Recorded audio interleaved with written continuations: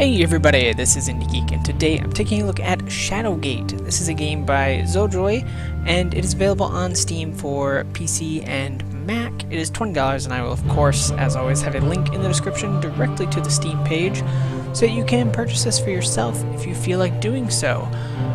I'm going to load up a save, an older save here, so that I kind of have some idea of what I'm doing. I'm also going to lower the volume just a little bit. I'm noticing that it's a little bit loud for where I'd want it for the video, but that's okay. I do have a little bit of explaining to get through to kind of explain exactly what is going on in this game. I will say I have never played the original Shadowgate or any of its iterations. This is my first experience with Shadowgate, and you know, I'm liking it a lot so far, but this was originally an NES game, I believe, and it has been recreated. You know, there have been things that were added to the game, and more puzzles, more options, things like that, all kinds of stuff basically. So we have, you know, quite a lot of options basically that we can use now, thanks to modern games. That doesn't mean that it's been made easier. There's still definitely a lot of difficulties. I was given part of a guide for the game from the... Oh, yeah, I just died. Exactly what I'm talking about. But yeah, I was given part of a guide from the developers along with the press code, and I have had to resort to using it for some parts because it is definitely a little tricky. You know, there's a lot of tricky stuff, especially when it comes to puzzles. You will want a notebook on hand, and you will want to use it because the puzzles are not easy. You will be doing a lot of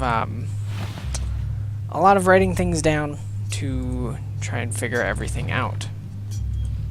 That being said, we do have a lot of options here of what we can do, and I feel like basically what I've seen of the original Shadowgate game, I feel like they've recreated the feeling here, but modernized everything, right? So everything's a lot easier to do from like a user interface perspective, right?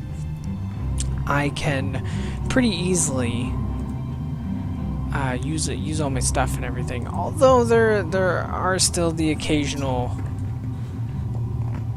maybe throwbacks to the original game, but they feel in some ways just a little bit archaic, if that makes sense. So for example, like scrolls, you actually have to open and then you have to look at them before you can use them. So, you know, there is that kind of stuff. In addition, things like, so say I want to use this door, I can't just click go to the door.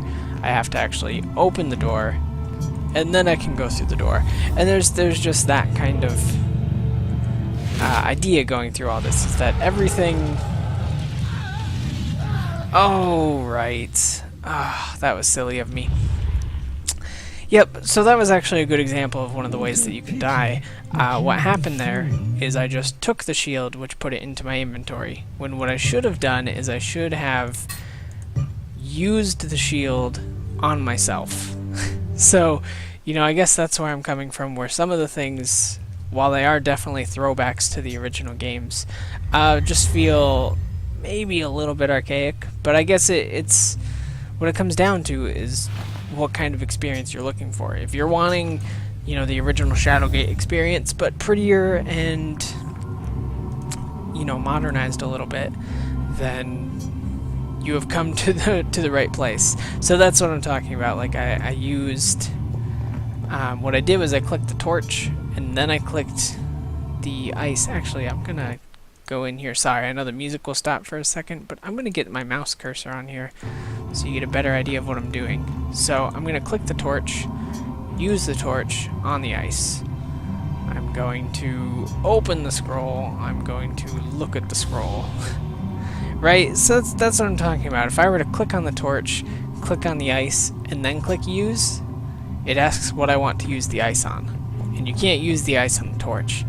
you have to use the torch on the ice.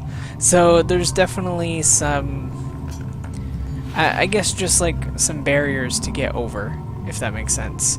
So, you know, you're definitely not going to, I guess if you're used to like modern gaming conventions, this may take a little bit of getting used to. It's not necessarily bad, right? Because I understand where it's coming from and I understand why it is the way it is. But it definitely does take some getting used to. So if you're not totally familiar with the original Shadowgate games and how those worked out, this is, you know, your first time, like it is for me, you may run into some of these problems where sort of the correct order of doing things doesn't always make sense. So, again, not necessarily a bad thing, but basically what this boils down to is the game is a point-and-click adventure-ish where we are going to journey through this castle that is trying to kill us in as many ways as possible. So, that's basically what's going on here. So, you know, you're not going to get through this without dying. That's just all there is to it. You will die at some point. And that's just kind of a reality of the game, and something that is completely unavoidable. And that's not a bad thing at all. That's just kind of what it's about. So, you know, I think you need to know that going in, is that this is not a game that you're going to win on your first try, right? It's going to take a lot of trial and error. Like I said, you're going to want to make notes. It's that kind of game, you know, it's kind of Myst-like, if you will, although it predates Myst. But, you know, it's that kind of idea, in that it's a lot of figuring out what exactly you need to do in order to get past everything. So, you know, all in all, I think from a gameplay perspective, it's actually very good once you get past some of those you know, control issues. But what I do like is that where at one time this would have been even harder to control, now we kind of get the benefit of hotkeys and things like that, and you know, the mouse is pretty useful for certain things. And some other things that were added, there are difficulties in the game, so it's not all just one difficulty. So if things are really difficult, you know, you can turn down the difficulty level, and I think that's a good idea. There's also the skull in the corner, which you can talk to. That's Yorick, and he'll give you advice, kind of. His advice is always pretty vague, but it does, you know, it does occasionally actually give you the hints that you need, or enough of a hint that you can still sort of figure it out on your own. As far as other things in the game, I can't necessarily speak to the length, because obviously I've not beaten it, and it may in fact be too difficult for me to beat, because it, like I said, it is very difficult. But I think, like I said, from a gameplay perspective, everything is pretty solid once you get past the control issues. There's definitely some really interesting puzzles that I like a lot, and I've been having a blast, you know, making notes and trying to figure out how to solve these puzzles, and occasionally cheating a little and looking at the guide that I was provided. But yeah, so I think from a gameplay perspective, it's super solid. From an art perspective, it's also really, really nice to look at. You know, it does have this feeling of a point and click, because it is, but the backgrounds are just incredibly gorgeous, right? And there's a lot of movement. Like that room was a good example with the waterfalls, but you can see in this room too, every room has like these little moving parts.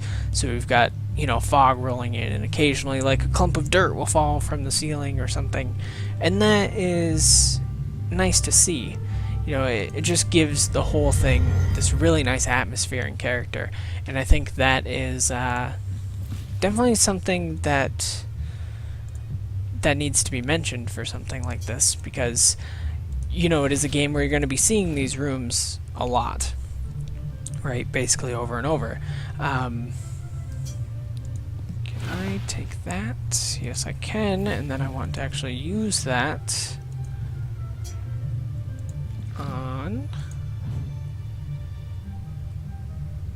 that. Okay. Sure. Alright, open that. We can go through here. From a sound design perspective, it's also very, very good. The music is really good. I like it a lot. It definitely provides a nice atmosphere for the game. And in addition, the you know, like we've got like the fire crackling here and things like that. There's just these kind of ambient sounds a lot as well. I'm not actually sure what I need from this room, so I'm just kind of taking everything. I'm sure my inventory will be way packed with a bunch of stuff I don't need. Oh, I guess they stack, so that's nice. Okay, so we are actually going to go here. Yeah, like I said, there's definitely a lot of trial and error. I can actually show you here. If we try and go there,